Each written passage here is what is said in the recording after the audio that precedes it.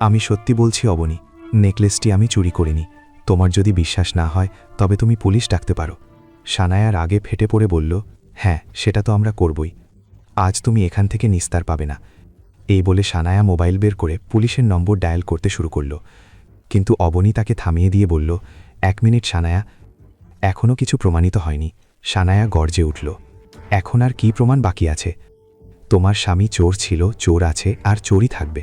সানায়া নম্বর dial করতে যাবে, ঠিক তখনই দেখল মুন্সিজি সামনের দিক থেকে ফিরে আসছেন। মুন্সিজিকে আবার পার্টিতে দেখে গায়ত্রী দেবী হতম্ভম্ব হয়ে গেলেন। তিনি ভাবলেন, আজ এইসব হচ্ছেটা কি? গায়ত্রী দেবী কিছু জিজ্ঞাসা করার আগেই মুন্সিজি তার গার্ডদের ইশারা করলেন। তার চোখ রাগে লাল হয়েছিল। এত বড় সাম্রাজ্যের মালিক গৌতমের অপমান। মুন্সিজি গম্ভীর স্বরে নির্দেশ দিলেন, সব ফেরত নিয়ে চলো, এখানে একটি জিনিসও থাকবে না। গায়ত্রী দেবী অবাক হয়ে বললেন, কি হয়েছে? আপনি এসব?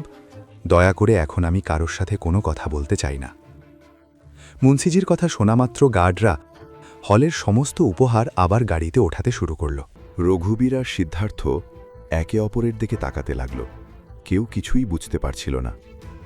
সেই মুহূর্তে সিদ্ধার্থ মুন্সিজিকে শান্ত করার জন্য এগিয়ে এলো। কি হয়েছে মুন্সিজি? আপনি কি কোনো কারণে আমাদের ওপর রেগে গেছেন? যদি কোনো সমস্যা হয়ে থাকে তবে আমরা বসে মিটিয়ে নিতে পারি। আমার ড্যাড রাঠোর ফ্যামিলিকে খুব ভালো করেই চেনেন। মুন্সিজি বিরক্ত হয়ে পাল্টা প্রশ্ন করলেন, কে তোমার ড্যাড?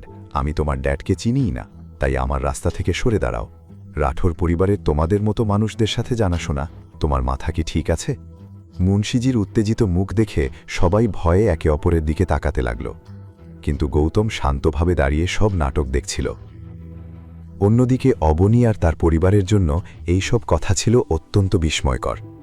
কিন্তু গায়ত্রী দেবী তার পরিবারের এমন প্রকাশ্য অপমান সহ্য করতে পারছিলেন না। গায়ত্রী দেবী অস্থির হয়ে বললেন, রঘুবীরজি, আসলে এসব হচ্ছেটা কি? আপনি কিছু বলছেন না কেন? রঘুবীর পরিস্থিতির গুরুত্ব বুঝে মাথা নিচু করে রইল। সে ভালো করেই জানত যে এখন মুখ খুললেই তার সব মিথ্যা ধরা পড়ে যাবে। নীল এতক্ষণ গায়ত্রী দেবীর দিকে তাকিয়েছিল। সে তার বোন আর দাদির বিমর্ষ মুখ সহ্য করতে পারছিল না। সে মুন্সিজির কাছে এসে বলল, স্যার স্যার আমার কথা শুনুন, আসলে আমরা। মুন্সিজি তাকে থামিয়ে দিয়ে কর্কশ স্বরে বললেন, সরে যাও, আমাকে আমার কাজ করতে দাও। এই বলে মুন্সিজি গৌতমের দিকে তাকালেন। সেই মুহূর্তে গৌতম ইশারায় সানায়ার দিকে ইঙ্গিত করল। মুন্সিজির নজর হঠাৎ সানায়ার হাতে ধরা নেকলেসটির ওপর পড়ল। এই নেকলেস তোমার কাছে কোত্থেকে এলো? আমি তো এটাই আপনাকে বোঝানোর চেষ্টা করছি।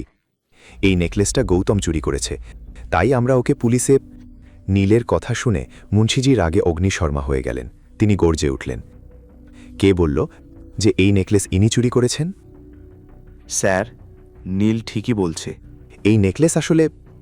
আমার হুকুম যদি এখানে আসতে না বলতেন তবে আমি কোনোদিন আপনাদের দরজায় পা রাখতাম না। মুন্সিজি তাকে মাঝপথে থামিয়ে দিয়ে গায়ত্রী দেবীর চোখের দিকে তাকিয়ে বললেন। হঠাৎ তার নজর অবনীর ওপর পড়ল। অবনীকে দেখা মাত্রই তিনি সানায়ার হাত থেকে নেকলেসটি ছিনিয়ে নিয়ে অবনীর কাছে গেলেন। মিস অবনী, আমাকে মাফ করবেন, আপনাকে অকারণে এত কষ্ট সহ্য করতে হলো। আসলে এই নেকলেস আমাদের ছোট হুকুম বিশেষ করে আপনার জন্যই পাঠিয়েছেন। মুন্সিজির এই কথা সবাইকে হতবাক করে দিল। সবাই বুঝতে পারল যে কিছুক্ষণ আগে গৌতম যা বলছিল তাই ঠিক ছিল। কিন্তু অবনীর তখনও নিজের কানকে বিশ্বাস হচ্ছিল না। সে অবাক হয়ে প্রশ্ন করল, আমার জন্য পাঠিয়েছেন? কিন্তু কেন? মুন্সিজি গৌতমের দিকে একবার তাকালেন, তারপর অবনীকে বললেন, কারণ আমাদের ছোট হুকুম আপনাকে পছন্দ করেন, তাই তিনি আপনার জন্য এই ছোট্ট উপহারটি পাঠিয়েছেন। এমনকি এখানে যত উপহার এসেছে সব তিনিই পাঠিয়েছেন। গায়ত্রী দেবী একথা শুনে স্তম্ভিত হয়ে গেলেন। গীতা আর অনিলও নিজেদের চোখ কানকে বিশ্বাস করতে পারছিল না। তবে সবচেয়ে বেশি অবাক হয়েছিল অবনী, কারণ যে মানুষটি তার জন্য এত দামি উপহার পাঠিয়েছেন তাকে সে কোনোদিন দেখেইনি। আমি কিছুই বুঝতে পারছি না, আসলে কে আপনাদের এই ছোট হুকুম? এই প্রশ্ন শুনে মুন্সিজি আর গৌতম একে অপরের দিকে তাকাতে লাগল। কিন্তু গৌতম তখনই ইশারায় নিজের পরিচয় প্রকাশ করতে নিষেধ করে দিল। মুন্সিজি তখন অবনীকে বললেন, সময় হলে আপনি নিজেই সব জানতে পারবেন। এখন আমি আপনাকে কিছু বলতে পারবো না, এবার আমাকে যেতে হবে। এই বলে মুন্সিজি দ্রুত সেখান থেকে বেরিয়ে গেলেন। অবনী এক মুহূর্তের জন্য স্তব্ধ হয়ে দাঁড়িয়ে রইল। তার সামনে এমন এক সত্য ছিল যা সহজে মেনে নেওয়া সম্ভব ছিল না। কিন্তু ঠিক 1 বছর পর এই সত্যেরই মুখোমুখি হতে হবে তাকে।